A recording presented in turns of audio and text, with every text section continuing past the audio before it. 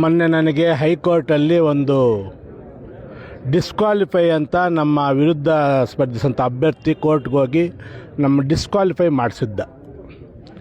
ಆದರೆ ನಾನು ಈ ಡಿಸ್ಕ್ವಾಲಿಫೈ ಸರಿ ಇಲ್ಲ, ಇನ್ನಷ್ಟು ಇದನ್ನು ಪರಿಶೀಲನೆ ಮಾಡಬೇಕು ಅಂತೇಳಿ ಸುಪ್ರೀಂ ಕೋರ್ಟ್ಗೆ ಹೋಗಿದ್ದೆ. ಸುಪ್ರೀಂ ಕೋರ್ಟ್ ಈ ದಿವಸ ಮಾನ್ಯ ಉಚ್ಚ ನ್ಯಾಯಾಲಯ ನನಗೆ ಅನ್ಕಂಡೀಷ್ನಲ್ ಸ್ಟೇ ಕೊಟ್ಟಿದೆ. ನಿಜವಾಗ್ಲೂ ಇದು ನನಗೆ ತುಂಬ ಸಂತೋಷ ಆಗ್ತಾಯಿದೆ. ಯಾಕಂದರೆ ಈ ಜನರ ಪ್ರೀತಿ ವಿಶ್ವಾಸ ನೋಡ್ತಾ ಇದ್ದರೆ ನನಗೆ ಯಾವುದೋ ಜನ್ಮದ ಪುಣ್ಯ ನಾನು ಈ ಭಾಗದಲ್ಲಿ ಶಾಸಕನಾಗಿರೋದು ಅಂತ ಗೊತ್ತಾಗುತ್ತೆ. ಯಾಕಂದರೆ ಒಂದು ವಾರ 10 ದಿವಸದಿಂದ ಯಾರೂ ನಮ್ಮ ಫಾಲೋವರ್ಸ್ ಪಾಪ ಸರಿಯಾಗಿ ನಿದ್ದೆನೂ ಮಾಡಿಲ್ಲ.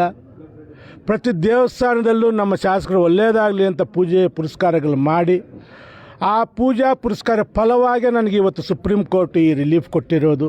ಖಂಡಿತವಾಗಲೂ ಈ ಭಾಗದ ಜನತೆ ವೆಂಕಟರಾಮಸ್ವಾಮಿ ಅವರ ಒಂದು ಆಶೀರ್ವಾದ ಯಾವಾಗಲೂ ಇರಬೇಕು ಅಂತ ಭಗವಂತನಲ್ಲಿ ಕೋರ್ತೀನಪ್ಪ. ಹಾಗೆ ಒಂದು ನಾನಂತೂ ಅಫಿಡವಿಟ್ ಇರ್ಬೋದು, ಯಾವುದೇ ಇರ್ಬೋದು, ನನ್ನ ಜೀವನದಲ್ಲಿ ನಾನೆಲ್ಲೂ ಕಪ್ಪು ಚುಕ್ಕೆ ತಗೊಂಡು ನಾನು ರಾಜಕೀಯ ಮಾಡ್ತಾಯಿಲ್ಲ. ನಾನು ಅಫಿಡವಿಟ್ ಸಲ್ಲಿಸುವಾಗ ನಾನು 3 ಸಲ ಈಗ MLA ಆಗಿದ್ದೀನಿ. 3 ಸಲನೂ ಇದೇ ಸಲ ಸಲ್ಲಿಸಿದ್ದೀನಿ. ಈ ಸಲ ಮಾತ್ರ ಸರಿ ಇಲ್ಲ ಅಂತಾರೆ. ಒಂದಲ್ಲಿ ಕ್ಲಾರಿಫಿಕೇಷನ್ ಒಂದು ಏನಿದೆ, ನಾನು ನನ್ನಲ್ಲಿರುವಂಥ ಒಟ್ಟು ಆಸ್ತಿ ಇಷ್ಟು ಅಂತ ತೋರಿಸಿದ್ದೀನಿ.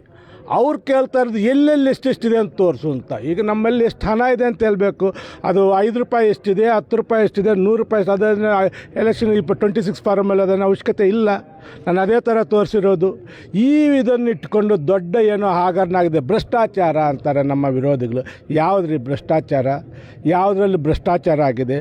13 ವರ್ಷದಿಂದ ಇಲ್ಲಿ MLA ಆಗಿದ್ದೀನಿ. ನಾನು ಯಾವತ್ತೂ ಯಾರ ಹತ್ರನೂ ಇಂಥದ್ದು MLA ಮಾಡಿದ್ದೇನೆ ಅಂತ ನಾನು ಅನಿಸ್ಕೊಂಡಿಲ್ಲ.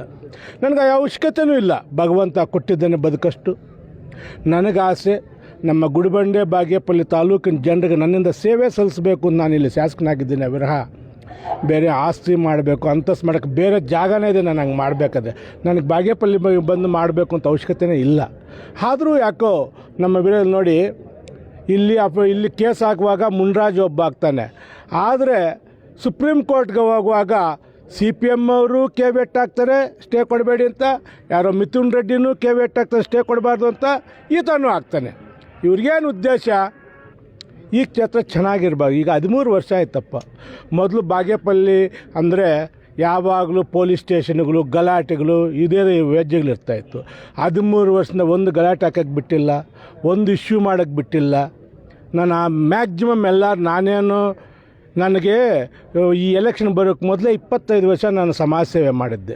ಈಗಲೂ ನಾನು ಮಾಡ್ತಾಯಿರೋ ಸಮಾಜ ಸೇವೆ. ನಾನು ರಾಜಕೀಯ ಪ್ರಾರಂಭನೇ ಮಾಡಿಲ್ಲ. ನಾನು ಈಗಲೂ ಸಮಾಜ ಸೇವೆನೇ ಮಾಡ್ತಾ ಇರೋದು. ನಾನು ರಾಜಕೀಯ ಪ್ರಾರಂಭ ಇವ್ರ ಥರ ಕಚಡ ರಾಜಕೀಯ ಮಾಡೋಕ್ಕೋದ್ರೆ ಇವ್ರು ಬಾಗೇಪಲ್ಲಿ ಒಂದು ದಿವಸನೂ ಇರೋಕ್ಕಾಗಲ್ಲ. ನನಗಂಥ ಅವಶ್ಯಕತೆ ಇಲ್ಲ. ನನಗೆ ಈ ಸರ್ವೀಸಸ್ ಸಾಕು. ನನಗೆ ಮನಸ್ಸು ತೃಪ್ತಿ ಬೇಕು, ಆತ್ಮಕ್ಕೆ ತೃಪ್ತಿ ಇರಬೇಕು. ಅಂಥ ಕೆಲಸ ನಾನು ಮಾಡ್ತಾಯಿದ್ದೀನಿ.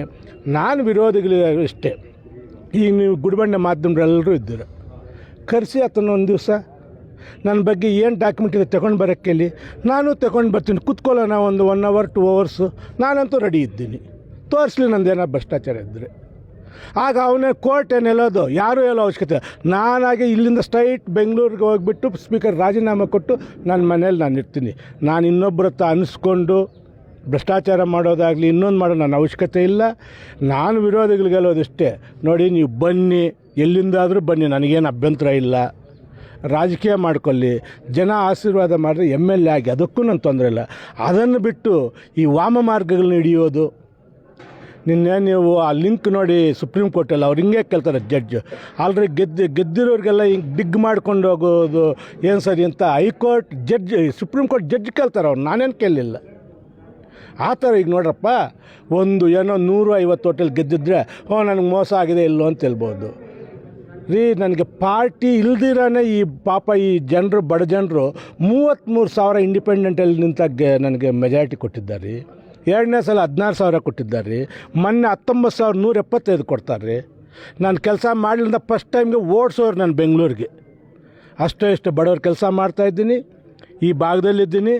ವಾರಕ್ಕೆ 5 ದಿವಸ ಬರ್ತೀನಿ, ಮನೆ ಹತ್ರ ಇರ್ತೀನಿ, ಕಷ್ಟ ಕೇಳ್ತಾ ಇದ್ದೀನಿ.